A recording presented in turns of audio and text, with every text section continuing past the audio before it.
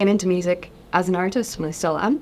But along the way, myself and my bandmate and partner, we decided to start a label kind of around our music and around the music of the people we were kind of working with. He's also a producer, so we just wanted to put a little bit of credibility and a bit of community around what we were doing. And that was about 12 years ago in London when we started out. And now we call that Vita Records, and it's, still the label that we're running today. We've kind of moved around a lot as a label. Initially it's still very DIY, but it was very kind of off the seat of our pants. Was that By the seat of your pants? By the seat of your pants. At first, it was kind of just like learning as we go. And we started working with a few different Irish artists, then including Maria Kelly, who we're still working with. And we moved around a fair bit as well. So we were based in Berlin for a bit. And now, just like a few months before COVID, we decided let's be based in Dublin, because we always find ourselves coming back here for like Art and Music Week and that kind of thing. So we've been here since about 2019, even though I think we've always kind of considered ourselves an Irish label and an Irish band. And I've always been very involved in the Irish music scene.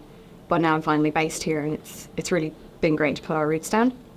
So my main role at the label is kind of campaign management, marketing, social media, and it's a very creative role. So I think I find most of what I'm doing is being about like a soundboard for artists to talk about their image and their message, and kind of how to bring their music to life and how to bring their message and identity to life as well. So I think that's been where my own queerness has been super valuable. And we've ended up being a label that's kind of like working with, like, I think like 90% queer artists, and it was half by design, but also a very nice thing that we just accidentally realized one day, which was great.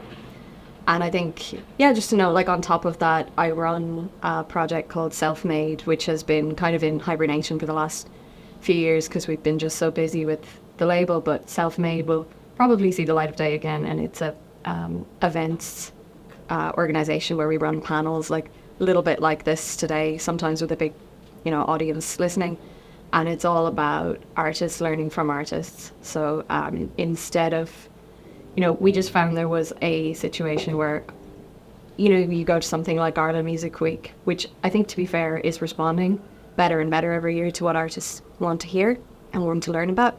But at the time we saw a big gap between early stage artists maybe going to a panel where they're hearing about kind of the answers to questions that they're nowhere near ready to ask those questions yet. They're kind of like, how do I actually get from A to B, not A to Z? Mm-hmm.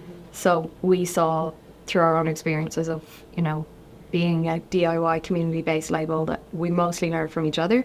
And so that's what Self-Made was all about, like doing that, but on a scale and on a platform where you kind of give people license to learn from each other at scale. And hopefully it'll happen again at some point. But I also think the need for it is less, which is great, because I think I'm seeing, by the nature of things like this and other groups popping up, especially in the pandemic, where I think people had time on their hands.